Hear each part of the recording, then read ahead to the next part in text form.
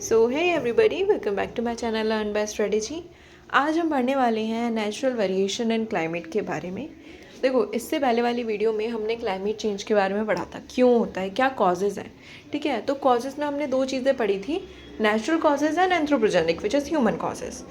तो जो natural causes थे ना, आज हम उनके बारे में इन डिटेल डिस्कस करने वाले हैं। ओके, यहाँ पे आपको रेडीमेड नोट्स मिल रहे हैं, जस्ट एक बार इसे गो थ्रू कर लेना and you are good to go. So start करते हैं नेचुरल वेरिएशन इन क्लाइमेट से। देखो, नेचुरल क्लाइमेट वेरिएशन वही चीज़ कि अर्थ के क्लाइमेट में चेंज आना नेचुरली, ह्यूमन की इन्फ्लुएंस की वजह से नहीं, नेचुरली। तो इंडस्ट्रियलाइजेशन से पहले क्लाइमेट चेंज जो है नेचुरल प्रोसेसेस के कारण हुआ करता था, पर अब जो हमारा क्लाइमेट चेंज है वो ह्यूमन एक्टिविटीज की वजह से हो रहा है। पर उससे पहले, इंडस्ट्रियलाइजेशन से पहले नेचुरल प्रोसेसेस की वजह से हुआ करता था। ठीक है, और चेंज काफी स्लो होता था, hundreds and thousands even millions of years में होता था। इसके चेंजेस कैसे आते थे, जैसे ice age, warm period between ice ages, change in rainfall pattern. ठीक है, तो अब अगर हम बात करें कि ऐसे कौन से कॉजेज़ थे जिनकी वजह से ये नेचुरल क्लाइमेट चेंजेस हो रहे थे, मतलब क्या क्या चीज़ें थी ऐसी। तो सबसे पहला हमारे पास आता है solar radiation. Solar radiation is sun's energy. Sun जो है कांस्टेंट हीट तो पास नहीं करता, ठीक है, कभी ज़्यादा कभी कम, तो वो सीधा अर्थ के टेम्परेचर को इफेक्ट करती है। Sun is main source of energy for earth climate system. Some time amount of energy release by sun change slightly, थोड़ी सी चेंज हो जाती है, तो these changes affects the temperature of earth. अगर कम हीट दे रहा है तो थोड़ा सा क्लाइमेट जो है कोल्ड रहेगा, टेम्परेचर डाउन रहेगा।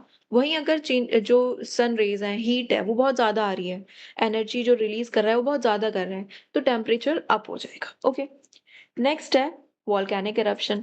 वॉल्केनिक इरप्शन जब होता है ना, तो वो क्या रिलीज करता है, ऐश, डस्ट, सल्फर डाइऑक्साइड गैस। ये पार्टिकल एटमॉस्फेयर में जाके सनलाइट को ब्लॉक कर लेते हैं, सल्फर डाइऑक्साइड मेनली। ये क्या करते हैं, एटमॉस्फेयर में जाके क्लियर क्रिएट कर देते हैं, जिससे सनलाइट अर्थ पे एंटर हो नहीं पाती है। ठीक है, तो इसकी वजह से अर्थ का सरफेस, अर्थ का टेम्परेचर क्या रहता है, कूल रहता है, डाउन रहता है। ठीक है, कई लोगों को लगता है वॉल्केनिक इरप्शन से टेम्परेचर बढ़ जाता है, गर्मी हो जाती है, पर ऐसा नहीं है। इसकी वजह से उल्टा जो है टेम्परेचर डाउन होता है। Next which is important, earth orbital changes. देखो, अर्थ की मूवमेंट अराउंड द सन, सन के अराउंड जो अर्थ मूव कर रही है वो कांस्टेंट थोड़ी है कि एक ही डायरेक्शन में, एक ही स्पीड में, एक ही तरह से मूव कर रही है। उसकी मूवमेंट में भी चेंजेस आते हैं, तो अर्थ की मूवमेंट में जो चेंज आता है ना, उसकी वजह से भी टेम्परेचर पे काफी इफेक्ट पड़ता है, क्लाइमेट पे। कैसे, देखो, पहला है centricity. Eccentricity is the shape of earth orbit. ठीक है, देखो, आपने देखा होगा, जो ये सपोज सन है, ठीक है, सन के अराउंड अर्थ थोड़े से ऐसे ऑर्बिट में रोटेट करती है, थोड़ा ओवल शेप का होता है, इसको हम एलिप्टिकल शेप कहते हैं। ठीक है, तो ऐसा नहीं है, ऐसे थी स्टार्टिंग से सर्कुलर थी, सर्कुलर से पहले सर्कुलर थी, ठीक है, फिर धीरे धीरे ये एलिप्टिकल होती जा रही है। तो दिक्कत क्या हो रही है, देखो, लाइक ये चेंज ना मिलियंस ऑफ इयर्स बाद होता है, ये चेंजेस। अब जब ये सर्कल में थी तो अर्थ का और सन का distance through out the orbit constant था, राइट। पर जब ये इलेप्टिकल हो गई, तो यहाँ पे इस टाइम पे अर्थ और सन के बीच में बहुत ज्यादा गैप है, मतलब कि ज्यादा हीट नहीं पहुंच पा रही है, तो इस टाइम पे हम कह सकते हैं विंटर्स आते हैं। इस साइड पे अर्थ और सन के बीच का जो गैप है वो बहुत कम है, तो इस टाइम पे हम कहेंगे समर्स आते हैं, गर्मी आती है। ठीक है, तो ये गैप, ये जो इलेप्टिकल शेप है, जितनी ज्यादा बढ़ती जाएगी उतना ज्यादा हमारे क्लाइमेट पे चेंज आएगा।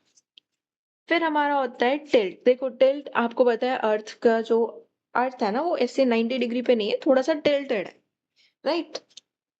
तो ये टिल्ट भी थोड़ा चेंज होता रहता है धीरे धीरे। तो ये भी वेदर्स पे ही इफेक्ट करता है, क्लाइमेट पे ही इफेक्ट करता है कि गर्मी, सर्दी, एक जगह बहुत गर्मी है, एक जगह बहुत सर्दी, इन चीजों पे। सो नेक्स्ट आता है प्रिसेशन। बेसिकली अर्थ की मूवमेंट, अर्थ कैसे रोटेट करती है। स्पिनिंग टॉप अगर आपने देखा होगा ना, तो अर्थ बिल्कुल उसकी तरह रोटेट करती है। अब इससे क्लाइमेट चेंज पे क्या इफेक्ट आएगा, सी, प्रिसेशन जो है ना, 26,000 ईयर्स के बाद होता है, मतलब एक साइकिल होती है 26,000 ईयर्स की। इसमें क्या होता है कि हम अर्थ जो है रोटेट करती है, at a point of time वो थोड़ा सा शिफ्ट होता है, तो उसका नॉर्थ पोल ना थोड़ा सा शिफ्ट होता है, रोटेट करते करते उसके जो पोजीशन है उसमें थोड़ा सा चेंज आता है, और इस वजह से क्लाइमेट चेंज में भी चेंज आता है। Okay, so that's how it work. ठीक है, तो अब देखो, पर ये चीज ना बहुत thousands of millions of years बाद होती है, और इन तीनों की वजह से मेनली कौन से इवेंट्स आते हैं, जैसे आइस एज हो गई, लॉन्ग टर्म क्लाइमेट शिफ्ट्स हो गए। समझ में है? नेक्स्ट है प्लेट टेक्टोनिक्स। जो हमारी अर्थ है उसके नीचे अर्थ क्रस्ट, आपने देखा होगा earth crust is divided into tectonic plates जो स्लोली स्लोली मूव होती हैं, लाइक मिलियंस ऑफ ईयर में ऐसा होता है कि प्लेट्स मूव कर रही हैं जिसकी वजह से अर्थक्वेक वगैरह आते हैं, ठीक है। ओशन सर्कुलेशन ये मूवमेंट क्या चेंज करती है, ओशन की सर्कुलेशन, माउंटेन्स फॉर्मेशन, जो हमारे माउंटेन्स फॉर्म हुए हैं किस वजह से हुए हैं, टेक्टोनिक प्लेट्स की मूवमेंट की वजह से।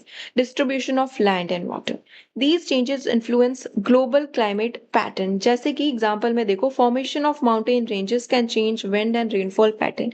एक जगह माउंटेन नहीं थे बट टेक्टोनिक प्लेट्स मूव हुई, लैंड क्रस्ट को मूव किया और वहां पे थोड़े से माउंटेन्स रेंज फॉर्म हो गई, तो उस जगह का क्लाइमेट भी वहां का चेंज हो जाएगा। समझ आया?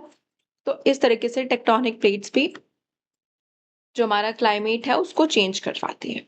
अब characteristics of natural climate change, क्या कैरेक्टरिस्टिक्स है नेचुरल क्लाइमेट चेंज की, कि ये बहुत स्लोली ऑकर होते हैं। ऐसा नहीं है कि फटाफट हो रहे हैं, बहुत slowly. They are cause by natural earth processes, हमारा कोई हाथ नहीं होता, नेचुरली ऑकर होते हैं। They often occur over thousands of और मिलियंस ऑफ ईयर, हजारों करोड़ों साल बाद होते हैं ये। They are part of earth natural climate system, ठीक है। इसमें हमारा कोई हाथ नहीं है, ये तो होगा ही होगा, इसको हम कंट्रोल नहीं कर सकते। It's a part of earth natural climate system, ठीक है। So these changes are good, but जो ह्यूमन एक्टिविटीज की वजह से चेंजेस आ रहे हैं दैट आर नॉट गुड, वो दिक्कत दे रहे हैं क्योंकि वो बहुत जल्दी जल्दी कॉज हो रहे हैं, समझ रहे हो। सो ये था हमारा मेन क्लाइमेट चेंज का पूरा टॉपिक। नेचुरल वेरिएशन बहुत इंपॉर्टेंट है, मैंने आपको अच्छे से समझा दिया, आई होप क्लियर है। If still you have any kind of doubt you can let me know in comment section, ठीक है। तो हाँ, आज के लिए इतना ही बहुत है, नेक्स्ट वीडियो में हम आगे का कवर करेंगे। Okay, that's all for today guys, thanks for watching.